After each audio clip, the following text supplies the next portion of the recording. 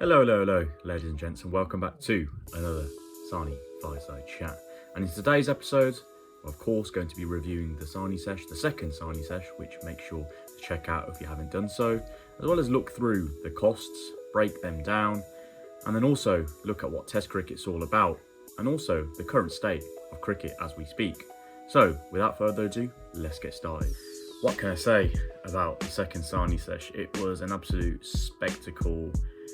Me, as well as all my friends as well, enjoyed it. You could tell as well we got involved. I mean, you saw me bowling in the stands, for crying out loud. I mean, yeah, I was getting called Monty Panesar, reasons which are very obvious to understand, but it was brilliant. You've got to get stuck in when you go to these events, and that was one reason why I think it was one of the best events I've been to this summer. So it was absolutely fantastic. I mean, the game itself wasn't the best for England. I mean, they obviously got New Zealand out with a lead of 80 that they had to chase, and then they had an absolute collapse. And yes, you can talk about how England didn't have their strongest team with the likes of Joss Buttler and Ben Stokes not playing, but in those conditions you would have thought that they could have handled it a lot better, which they didn't.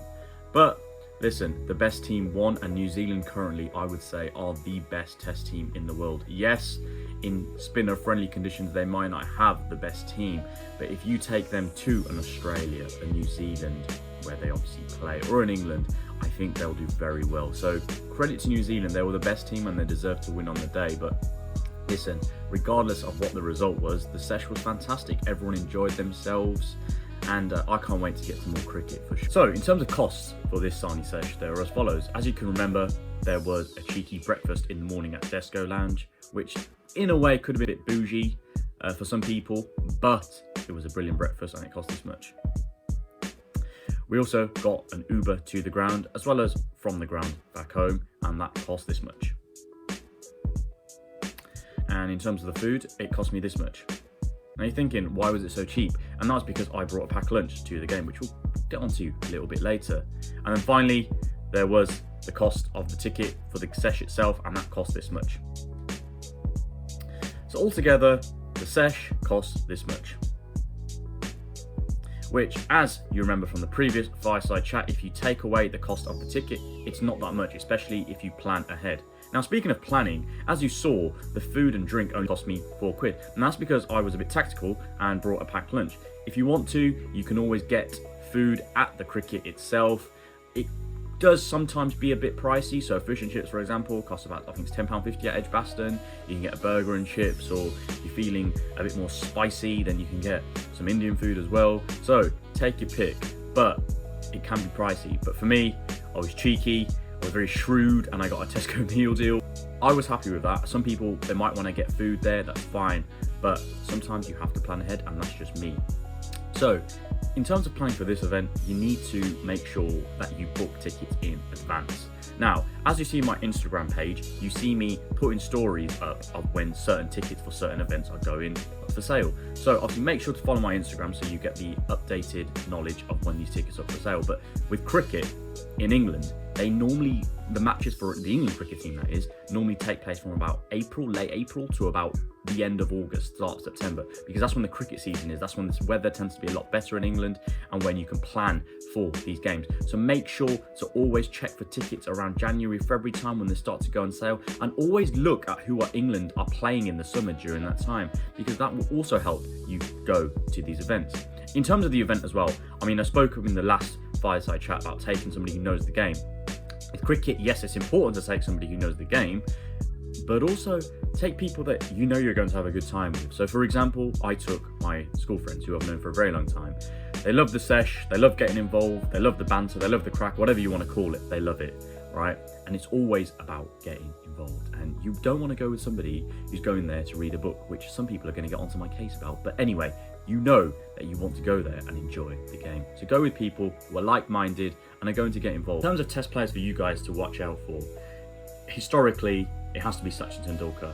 He has about, I think, 15,921 runs in Test cricket, which is a ludicrous amount. Currently, the best Test match player in the world, I'd say, is Steve Smith. He averages around 61.8 runs every match that he bats. So that's a pretty good average. Every inning, sorry. Every innings he bats, he tends to average 61.8 runs, which is a very, very high amount. The highest ever average was recorded by Don Bradman, who used to bat for Australia, and his average was 99.94, which is unreal. But that was back then, and we're only now. In terms of bowling, there are a few bowlers that you can have a look at. So, in terms of the bowler who's got the most wickets of all time, that is Muttiah Muralitharan of Sri Lanka. Now, he was a spinner. Now, with a spinner, he spins the ball. In cricket, as you saw, you have spinners and you have fast bowlers. Fast bowlers tend to use the seam up. So as you saw here with the red cricket ball, they tend to swing the ball. So one side's rough and one side's shiny, and they try to swing the ball. With spinners, they try to get the ball and they try to spin the ball. Speaking of test matches though, the England cricket team are currently in a test match. They are facing India in a 5-match series. So currently today is the first test match and it is day 1. England are going very nicely. It is 138 for 3 with the captain Joe Root at the crease making 50 runs and becoming England's all-time leading run scorer across all formats. So that's test matches, 2020 and also one-day internationals. So it's a great feat and it will give him a lot of confidence going into the series. The series itself is a must-win for England.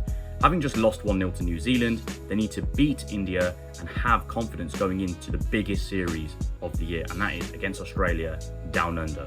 So, as we know, against Australia, it is called the Ashes. It is a huge series, so much is on the line, and England need to get into that series with confidence. Australia is one of the hardest places to play cricket, not only because of the fans, but also because of the pitches and the climate. So, a huge amount is on the line. In terms of this test series right now, though, I think it's going to be a lot closer than people think. I think England losing Ben Stokes, which we'll get onto later, is a massive loss. India also, I know they've lost that World Test Championship final, but they also have a lot to prove. India have a very good batting lineup. They have very good bowlers as well, good spinners. I personally think England might just edge it 2-1 only because India have a batting collapse in there. I'm not saying England don't have a batting collapse, but India have more of a batting collapse. Historically, they have found English conditions very hard, which I did mention in the second Sani Sesh near the end. And that might be something that might play on the minds of the Indian batsmen. A player like Virat Kohli, though, he's pure class and he will find the conditions a lot easier than other players, for he's one of the best players in the world. So I think it'll be 2-1. I think Jimmy Anderson and Stuart Broad are going to go berserk. They are two of England's best ever bowlers and they will get a lot of wickets. For me, one of the players to watch in both sides is going to be Rishabh Pant, who is the wicketkeeper for India. Now, he's a counter-attacking batsman, so he will play his shots. He doesn't take his time. He goes for it. He's almost like he's in a T20 mode when he bats, even in tests. So he'll definitely be one to watch. And let's see what happens. It's going to be a very exciting test match series.